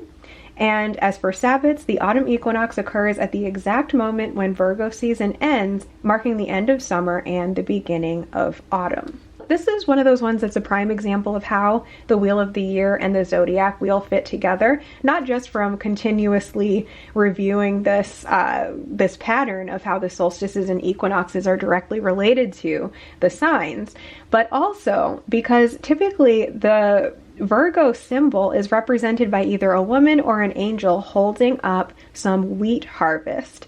And this is happening right between the Lammas/Lunasa/August Eve season and the autumn equinox, which is the time period when we're thinking about harvest. So it's just so interesting, you guys. I'm going to stick this back in here just for now, and I'm going to go back and clean that up.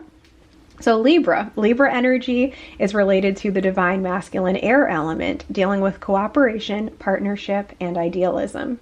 This sign is related to balance and decision-making in harmony with your core values and with others. That's the glyph, and the symbol is the scales. The ruling luminary is Venus. So this is that example of Venus ruling air. So that sort of light academia sort of vibe that we talked about earlier. Natural house, the 7th house. Element air.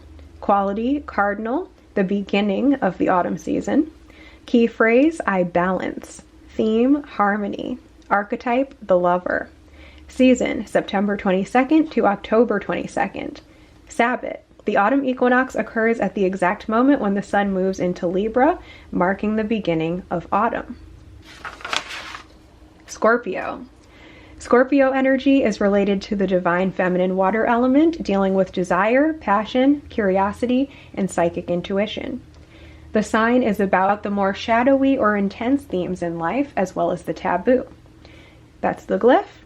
The symbol is the scorpion. The ruling planet is Pluto. The natural house is the 8th house. The element is water. The quality is fixed, the height of the autumn season. Key phrases I am. Theme, intensity. Archetype, the witch. Season, October 22nd to November 22nd. Sabbat, November's Eve /Samhain/Halloween is the midpoint of Scorpio season, marking the height of autumn.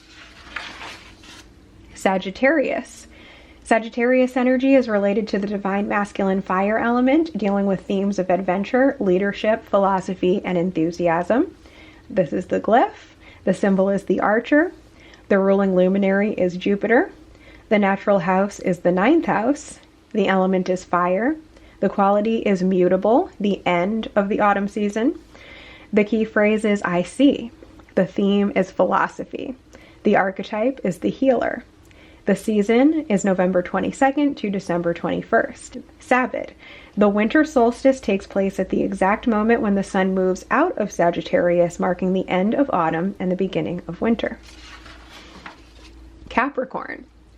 Capricorn energy is related to the divine feminine earth element, dealing with practical intentions to manifest stability and success. In pop culture astrology, Capricorn is seen as a masculine sign, all about ambition and rigidness. But when we look at it as the feminine earth sign that it really is, we remember that practicality and ambition don't have to be separate from the nurturing energy of all earth signs. This is the glyph. The symbol is the goat. The ruling luminary is Saturn. The natural house is the 10th house. The element is earth. The quality is cardinal, the beginning of winter season. Phrase I use, theme ambition, archetype the crone, season December 21st to January 20th. Sabbat, the winter solstice takes place at the exact moment when the sun moves into Capricorn, marking the beginning of winter. Aquarius. Aquarius energy is related to the divine masculine air element, dealing with independence, inventiveness, and uniqueness. It's the sign of paradoxes and the future, which makes its qualities really important in the manifestation process. To manifest, we must learn to see multiple sides of things. Aquarius invites us to lean into the unknown in a playfully detached yet still determined way. This is the glyph. The symbol is the water bearer. The ruling luminary is Uranus. Natural house, 11th house, element air. Quality, fixed, the height of winter season. Key phrase, I know. Theme, unconventional. Archetype, the rebel. Season, January 20th to February 19th. Sabbat, February's eve/imbolc takes place in the middle of Aquarius season, marking the height of winter. And finally, Pisces. Pisces energy is related to the divine feminine water element, dealing with faith, psychic intuition, and compassion. It's a sign of wholeness and completion, being the last sign of the zodiac. Pisces invites us to be kind and generous and gentle with ourselves, to give ourselves permission to daydream and get playfully creative with our spiritual practices in a way that feels easygoing and allows us to recenter our energy. This is the glyph. The symbol is the fish. The ruling luminary is Neptune. The natural house is the 12th house. The element is water. The quality is mutable, the end of the winter season. The key phrase, I believe. Theme, compassion. Archetype, the oracle. Season, February 19th to March 20th. Sabbat, the spring equinox takes place at the exact moment when the sun moves out of Pisces, marking the end of winter and the beginning of spring. And that brings us right back around to Aries season. So what I love about having these in one place like this is, like, as you go through it, you can start to understand the patterns. So if you have trouble remembering the order that the signs go in, obviously you can just come and look here. But not only are the pages in order chronologically, but you can also clearly see Aries is the first house. Taurus is the second house, and so on. You can also start to understand the qualities. So you'll notice that the quality goes cardinal, fixed, mutable. Cardinal, fixed, mutable. But it also alternates between masculine and feminine. So you can flip through and see masculine fire, feminine earth, masculine air, feminine water, and then back to masculine fire again, and so on. So, like, there's so many interesting patterns that show us that the universe is this intricately interesting thing, and by understanding these cycles and patterns, we can really empower ourselves to experience the wholeness of life by just tapping into and paying attention to these. This is just hanging out in the back here. This was a section that I'm starting on tarot spreads. So this is a hand-drawn illustration. This part should actually go into divination. So way back here, we saw the divination section, and I said we don't actually have the content on that yet. I'm working on the content. So here is some content that's eventually going to go in there for everybody on tarot spreads. And then you may have actually seen this in a video as well. This comes with the Grounded in Gratitude tarot reading that I offer on my website. You also get these printable pages so that you can, first of all, repeat the reading yourself in the future if you want to. And you can also go ahead and document exactly what came up in the reading that we did together. Because part of the importance of getting a reading with another reader, in my opinion, is getting sort of an outside perspective or an initial sort of screenshot of what's going on from someone who's experienced or from someone who is outside of your perspective.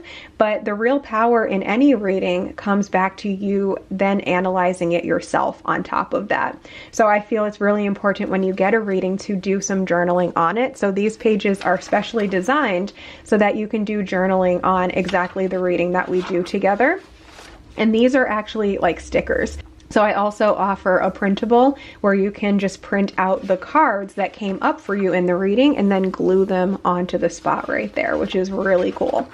And then since this reading is about gratitude, I also created space to do a gratitude list on the back. But there we go, guys. That is as far as I currently am in my Writing Witch grimoire. And this is pretty much everything that comes with Patreon. All of the like grimoire building sections come with the top tier of Patreon, and then the lunar phases are for everybody. The seasonal things are for the seasonal challenge tier, which is the middle tier, as well as the top tier. And the seasonal ones are also available in the shop. Pretty much nothing else is. So I hope you enjoyed this very chatty flip through show and tell of my current grimoire. Let me know what you guys think, and stay tuned for another updated one of these probably in 6 months or so when I've completed this sort of first year of building this grimoire. And don't forget, if you want to join us on Patreon, we would love to have you on any tier.